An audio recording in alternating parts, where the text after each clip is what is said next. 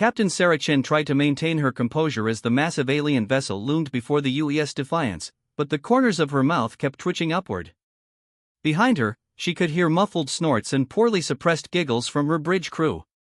"Captain," Communications Officer Rodriguez wheezed, tears streaming down his face, they're hailing us again."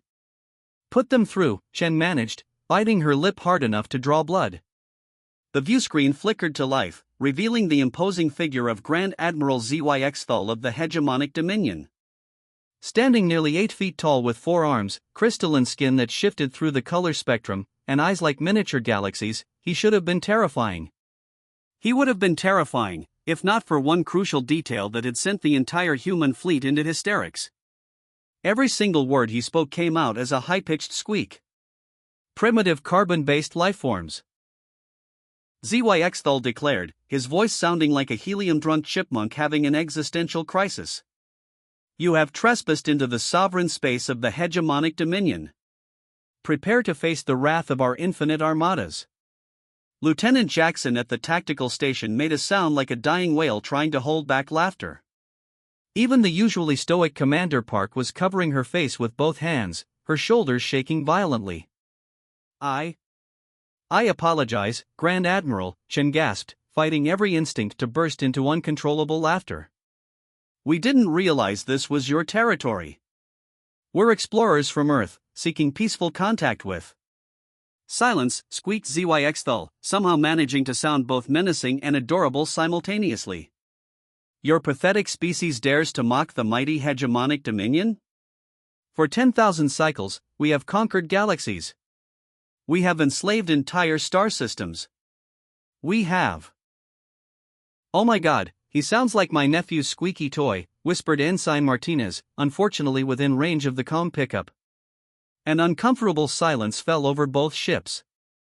ZYX Thul's crystalline skin shifted to an ominous deep purple, which might have been intimidating if his next words hadn't emerged as an indignant squeak roar.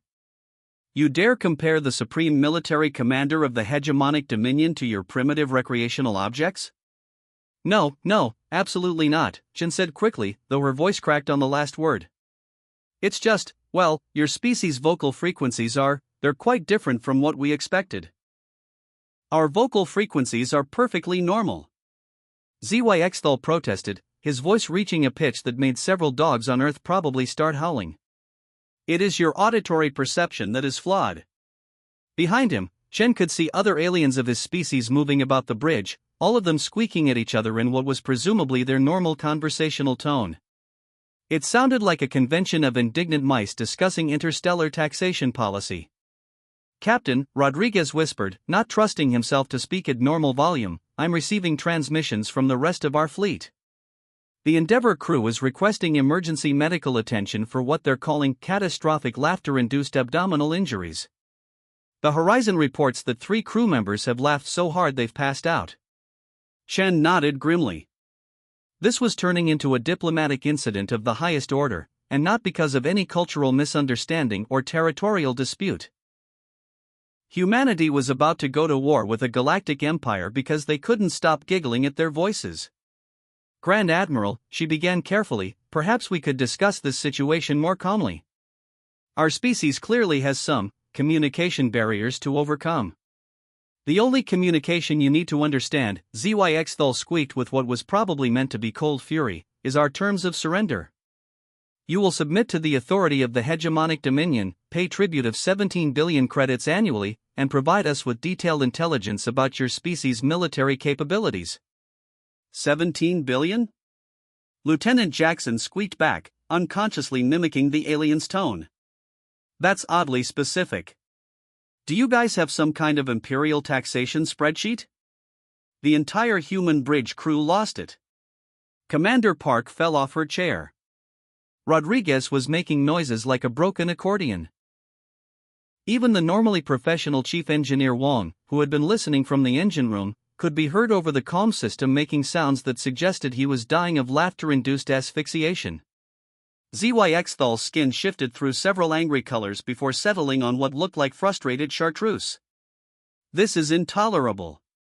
Your species shows no respect for proper first contact protocols." To be fair, Chen managed between gasps, we've never encountered first contact protocols that involved tribute demands and spreadsheets. All civilized species understand the importance of proper administrative procedures. ZYX protested. How else would you manage the bureaucratic requirements of interstellar conquest? You bureaucratize your conquests? Ensign Martinez asked, which sent the humans into fresh peals of laughter. Of course. Form 27B for territorial acquisition, Form 12X for species subjugation, Form 45C for tribute assessment, it's all very standard. The absurdity of being threatened by squeaky-voiced alien bureaucrats was too much. Even Captain Chen gave up all pretense of diplomatic composure and started laughing so hard she couldn't breathe. This is unprecedented. ZYX squeaked, consulting what appeared to be a tablet. According to Regulation 847.2Q, hostile species are supposed to respond to our demands with either submission or defiance, not whatever this is. I'm sorry, Chen wheezed, wiping tears from her eyes. It's just, you're threatening us with paperwork. Proper paperwork is the foundation of civilized society. The standoff continued for another hour, with the humans unable to take anything seriously and the hegemonic dominion becoming increasingly frustrated with humanity's failure to follow proper conquered species protocol. Eventually, ZYX superior contacted him, squeaking rapid-fire questions about why the conquest was taking so long. Sir, ZYX reported, his voice somehow reaching even higher octaves under stress, the humans appear to be experiencing some kind of neurological malfunction. They keep making rhythmic vocalizations and leaking optical fluids. They're laughing at us, aren't they? His superior squeaked back. I believe so, sir. There was a long pause. Then, well, this is embarrassing. Put me through to their commander. And that's how humanity avoided galactic conquest, by accidentally discovering that the most feared empire in the galaxy couldn't be taken seriously by anyone who found their voices inherently hilarious. The peace treaty they eventually signed was the first in galactic history to include a clause about maintaining appropriate vocal dignity during official proceedings and a mutual agreement to conduct all future diplomatic meetings via text message. The hegemonic dominion never quite recovered from the diplomatic incident, eventually rebranding themselves as the Friendly Galactic Administrative Collective and focusing on interstellar tax preparation services instead of conquest. Captain Chen kept an audio recording of the first contact on her personal files, which she played whenever she needed a good laugh during the long journey home.